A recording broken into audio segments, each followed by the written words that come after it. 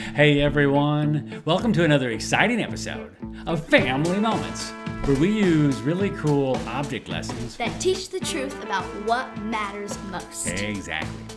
And today, we're going to have some fun with this. A jar? Or are we going to make jam? No, we're not going to make jam. What we're going to do today is... are we going to can tomatoes? Well, no, we're not going to can tomatoes either. What we're going to do today is we've got... And maybe we're going to catch pennies. No, we're not going to catch pennies. What are you talking about? It's a really fun game I made up where you take this penny and you toss it into my jar. Like this? Yeah, and then you try to catch it when I toss it back to you. How are you going to do that if it's in the jar? By flicking it like this. Ow, brother.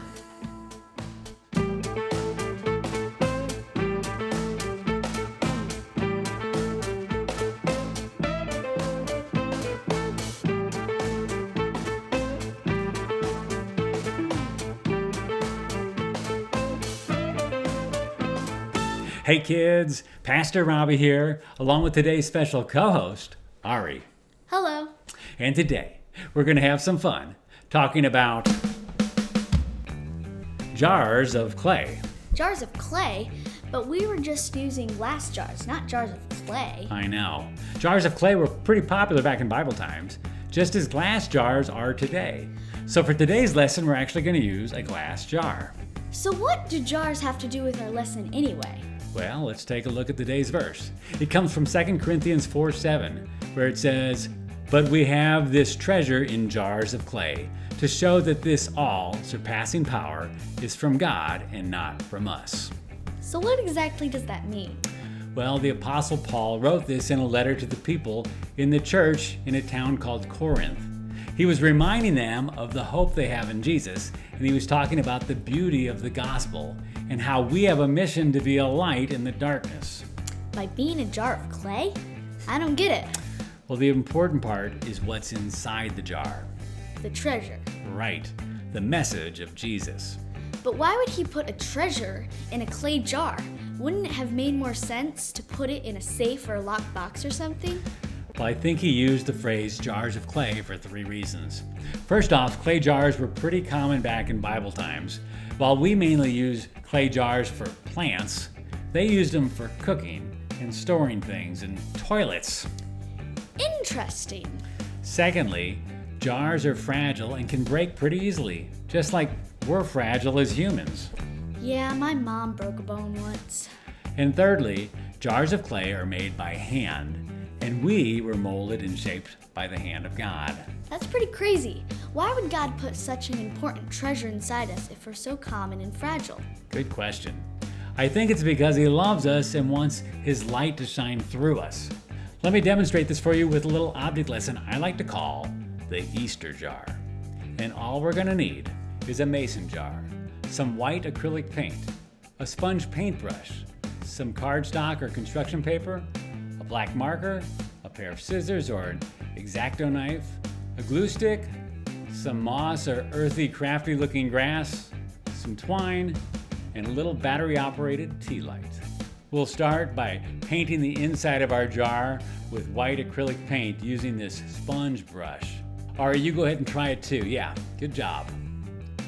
Okay, once the inside is fully covered, we'll let it dry for about a half an hour. Then we'll draw 3 crosses with our black marker on this cardstock, like this. And then we'll cut out our cross design. You can find plenty of ideas for crosses online, or you can just make up your own. And then we'll add a little grass inside our jar, like this. Then we'll use our glue stick to attach our cross to the inside of the jar. Some jars have designs on them, so I like to find a clear side of the jar and post it right there.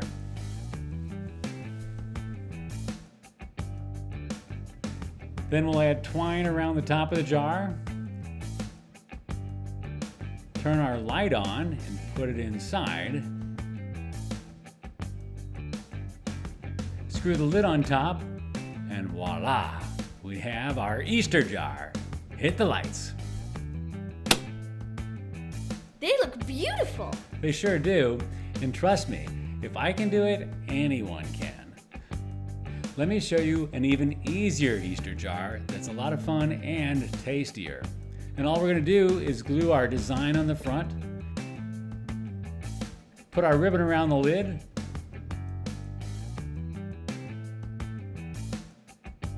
fill the jar with M&Ms, and put the lid on top. And now we have another beautiful Easter jar. I love it! What a fun way to use a common fragile jar to showcase something amazing inside. Sharing the light of Jesus through a jar is a beautiful thing.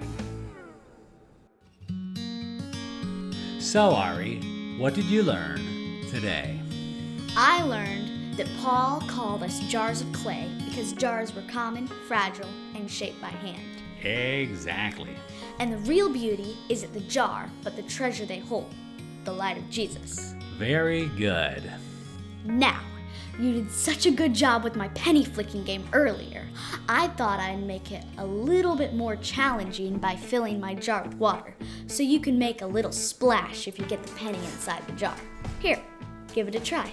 Nothing to it. Hold that up. Wow, you made it look so easy. Here, try it again. Huh? Oops, I forgot about the water. Yeah. We'll see you around.